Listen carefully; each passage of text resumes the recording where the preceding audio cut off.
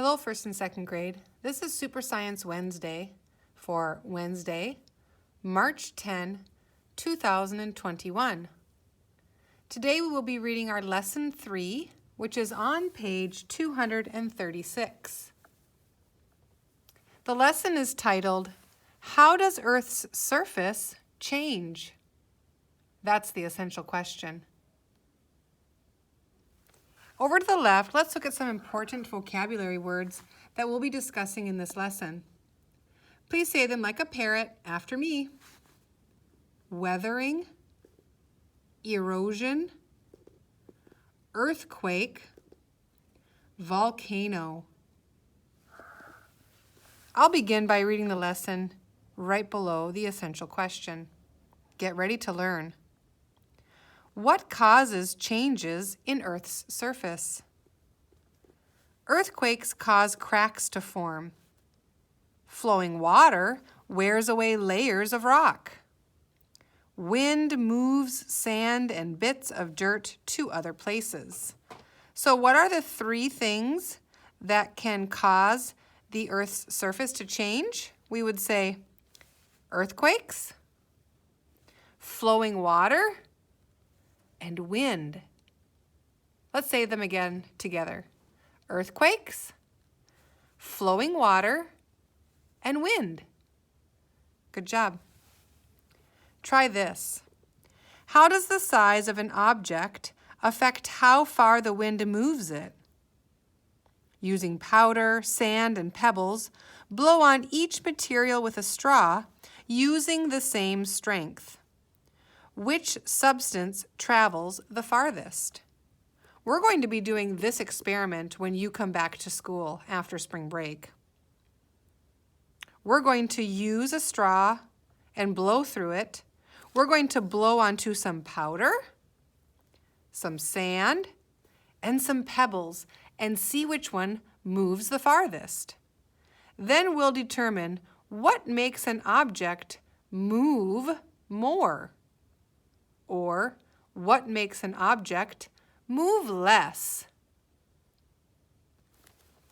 Moving on to page 237, there's a good experiment to make.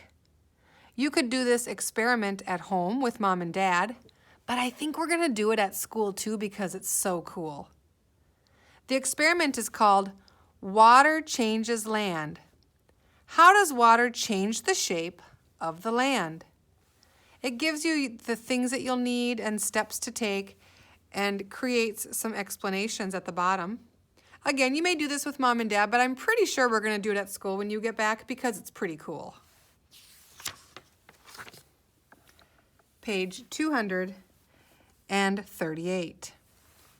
The word is erosion. Can you say that with me? Erosion. Wind, water, and ice break large rocks into smaller pieces. This breaking up of a rock is weathering. Smaller pieces of rock are easier to move. The movement of rocks and soil is erosion. What's erosion? The movement of rocks and soil. Wind and flowing water are the two main causes of erosion. Water moves soil and the other products of weathering when it flows over land. The faster water flows, the more material it can carry. When it stops flowing, water builds up landforms because it drops the material it carries. The water in this river is wearing away the river's bank. Do you see that? Why does the water turn brown? Can you tell me why? Let's look at this water erosion table. On the left-hand side, we have the cause. On the right-hand side, we have the effect. The cause might be raindrops. What's the effect? Can knock soil loose. The cause could be heavy rainfall. The effect? Washes soil across the ground and into streams. The cause, flowing streams and rivers. the effect, carry soil, sand, and small rocks downstream. The cause, waves. Wear away rocks and move sand at the beach. Let's move on to page 239. During the Genesis flood, earth was covered with water. All the water must have caused many changes, so the world looked very different when Noah and his family left the ark. New valleys, canyons, mountains, and other landforms must have been formed. We see layers of rock, mountains, canyons, and other evidence today that may have been formed during the flood. Rocks made out of sediment are found all over the world and commonly appear to have formed underwater. People who don't believe the Bible explain sedimentary rocks by saying they formed over millions of years.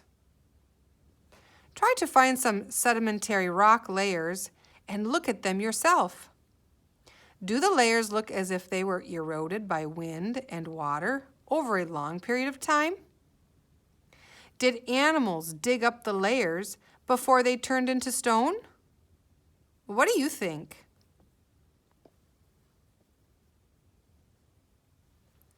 Did they form over millions of years, or could they have been formed as the result of the Genesis flood? What do you think, boys and girls?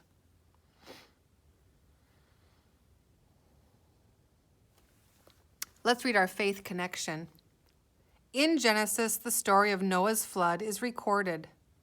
Many landforms we see today provide evidence of this flood. Page 240. Water's not the only thing that erodes land. Wind and gravity also cause erosion. Wind erosion happens when wind picks up sand and soil. Sand dunes are landforms made by wind erosion. Places with low rainfall and strong wind every day have more wind erosion.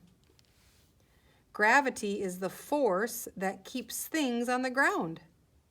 It also causes erosion. Gravity pulls soil and rocks down mountains and hills. When large amounts of rock and dirt slide down quickly, it is a landslide. Think about it. How does erosion change Earth's surface? I'm listening.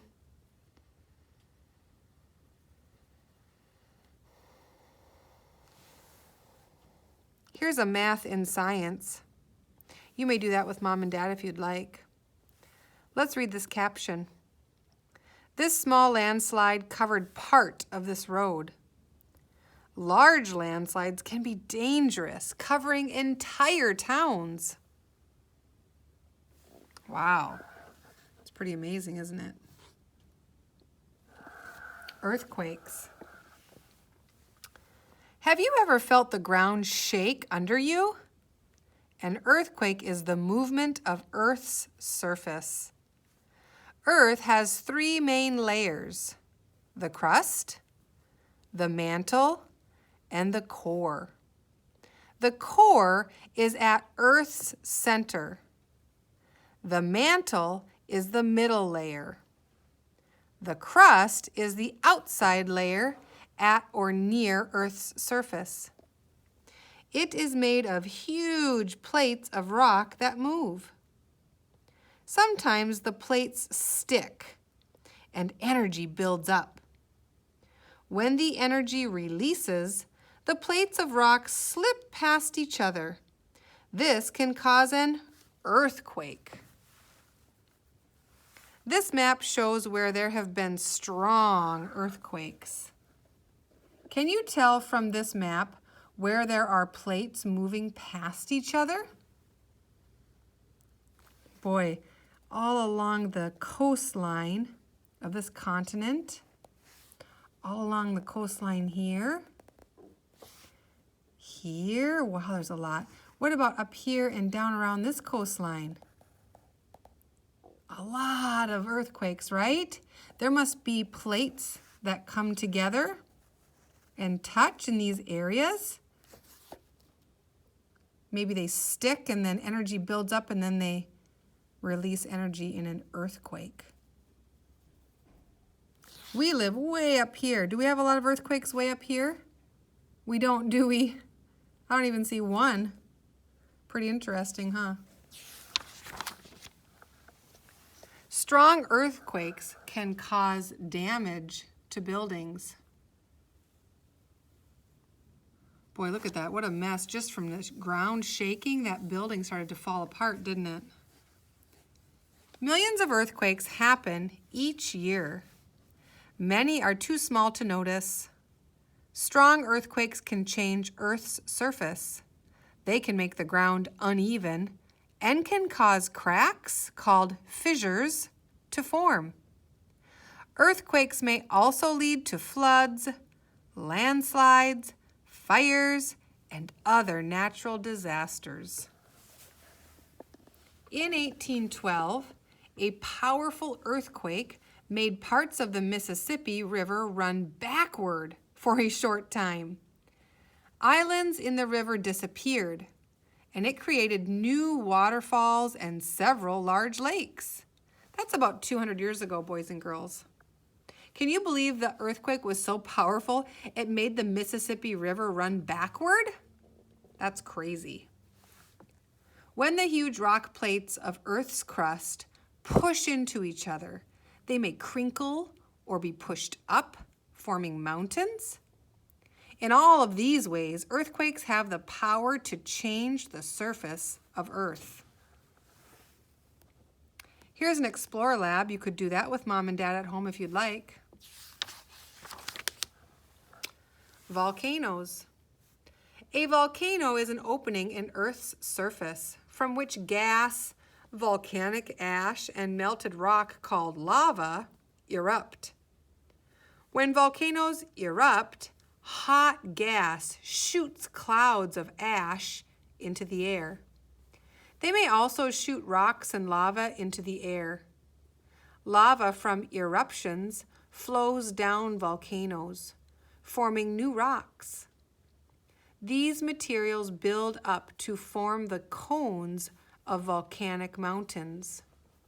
During eruptions, ash and lava may kill plants and animals, but afterward, they form fertile land for plants to grow on. Fertile land means land that's very good for growing things. Isn't that interesting how ash and lava could kill plants and animals, but then later on, the lava and the ash can also cause the land to be so wonderful and good? Think about it. What are the effects of volcanoes? I'm listening.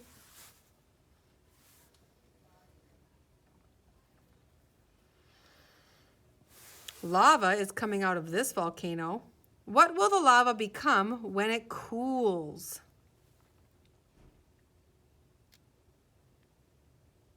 If you said rock, you're correct.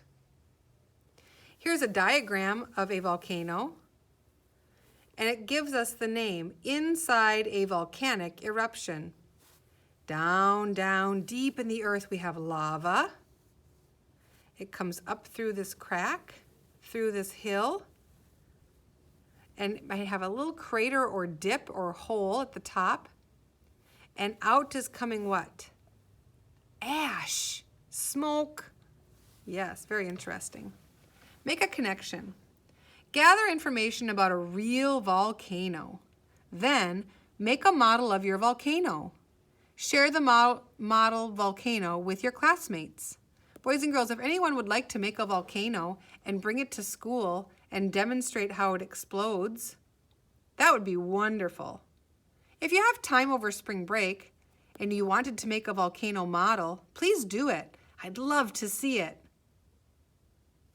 You can do the lesson review with Mom and Dad, have a great vacation, and when you come back, I think we're going to have a few experiments that we're going to have to try.